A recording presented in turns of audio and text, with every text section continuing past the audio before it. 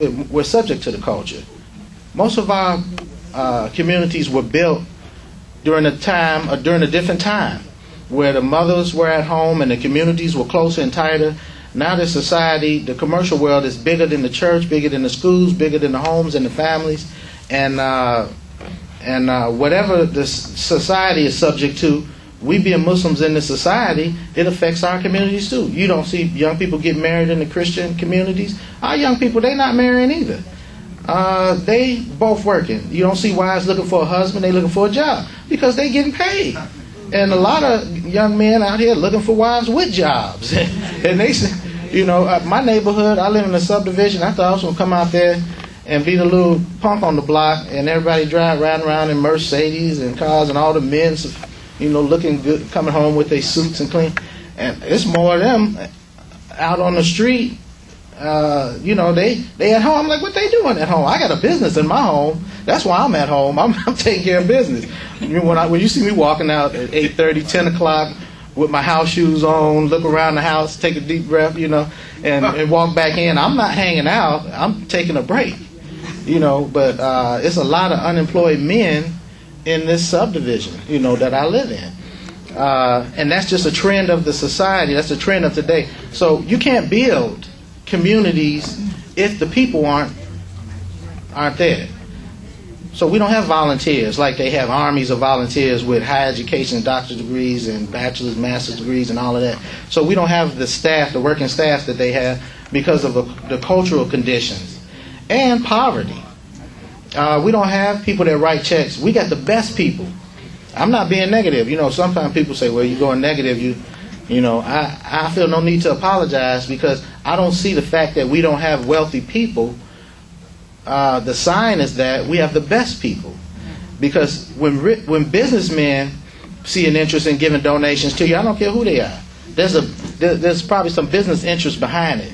But when you got a poor person that put their money in the box, that 9 times out of 10, if your first time there, you might not even remember they was there that they were there. We are a community built on the faith and the devotion to Almighty God, Allah, of sincere believers. And no small sincere believers. Believers, we believe, our community believes because Allah has shown us in our hearts and our lives evidence of His presence. We are the Khalifa. Whether we want to accept it or understand, maybe we should study that term, but you got to study under learned imams like Imam Nuruddin or Imam Deen Mohammed, or you get the wrong understanding of what Khalifa means. You have to study and understand it in the light that Imam Muhammad gave us to understand what it comes with, what responsibility. And from what I said from the beginning, Allah blesses the good that you do. If you want this material world, you have to give something up of yourself. And Allah will give this material world not just to you for your personal use, but it'll be for your command. You will command everything around you. Allah will put you in charge of it because you'll be a mercy to it. You're not as a ruler. So we have to get on the right track. It was something else. Oh, yeah, I don't want to forget. I live in Richmond Park, and about a week ago, I was blessed to go to Richmond, Virginia. There's a small community there like ours, and they humble imam there, and his wife. He picked me up from the airport, took me to the masjid. I attended the Jummah. Community look just like our community. Community of pioneers. Everywhere we go, small communities just like this. They own their property, they paying their bills, they trying to figure out how to expand and how to get more support. But they're in the same condition that we're in. The young people are out here in the world trying to compete. They got to look a certain way or they don't feel good. They got to make sure they driving the right car or have an apartment or live on this street or that street, whether it's for their own safety or status or whatever. The material demand on us keeps us enslaved. We work long hours than the slaves do. We don't have time to even think outside of our own immediate needs. And I'm not saying that, I'm not condemning, because I've heard preachers and imams condemn this mindset and condemn it, but we need healing. We need healing, like what the Imam Nuruddin was giving us, and we need healing, and we need to go out and invite and show some love and do more good. That's what's been missing from our community. That's what's been missing from our society, to be honest with you, is compassion and love and mercy. I used to ask, I didn't know how to put the right words together, but like Imam said, if you struggle with it long enough, you come up with the right thing if you're sincere. And you can start from zero, because I had zero, but I knew something wasn't right. But that's it. That's the bottom line. We need love, compassion. We need goodness. We need a lot more goodness in our lives and in our actions. Then the young people, they know they got problems, but they need to hear and feel the good.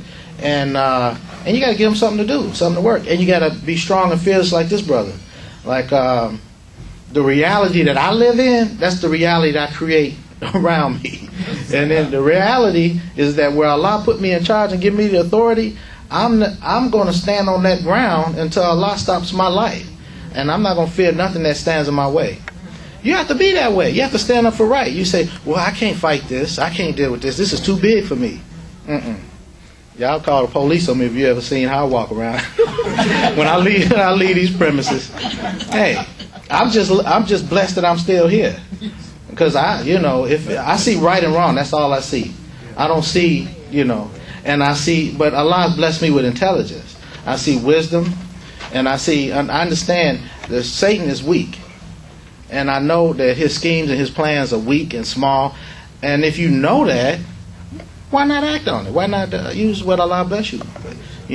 Most of the harm we suffer is due to our own ignorance. Satan has no ground. I've said this before. He has no ground to stand on.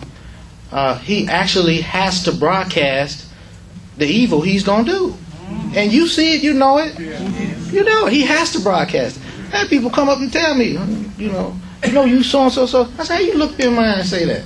Yeah. And I say that. I say, you look at me in my eye and say that. And they get shocked. Because the average person they walk up on, they say something crazy too. They get mad and start defending. I'm not about to defend myself. I'm about to check you where you stand right now. So what made us come from the Nation of Islam, the FOI, MGT, and all of this that we used to be, to this passive, scary? What made us come to? I know David, and who cares if they call you crazy? You crazy? You about to find out how crazy I am, right? That's where I come from. Everybody was crazy. What they say. This is what the society tells you, that when they see you using the tools that Allah gave you, they have to change that, and they have to corrupt it and create fear. They rule by fear.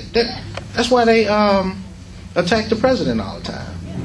They fearmongers. They trying to find something to make the society fear, so that once we're living under this fear, then we succumb to the fear. Then they can put their foot on our throat. And they put their foot on our throat and say, now you have to do my bidding.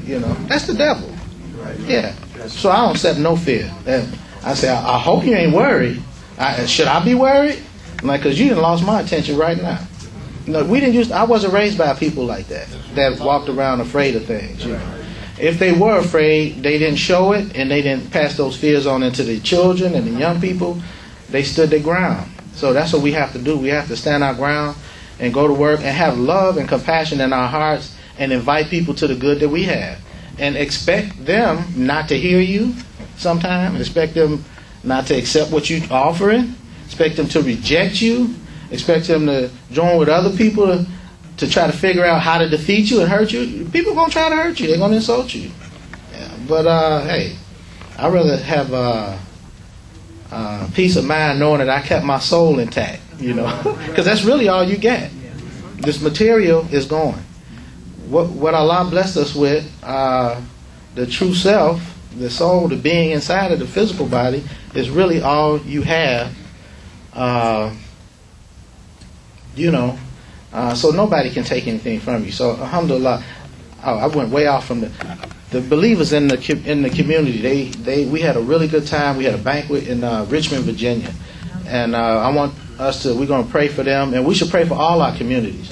They were a little concerned and ashamed of their condition. I said, brother, this is the condition here. This is what it looked like everywhere. I said, you come to the Mosque, we got the same crowd, the same people. I said, but we are one. I'm here. I'm with these people. It felt like I'm in the room with you all. Everywhere I go, it felt like I'm in the same room, same community. We just spread around, and that's a blessing, man. That's like, like when you go places and you feel like you alone, and you see one brother. We used to do that, but we're changing as a people.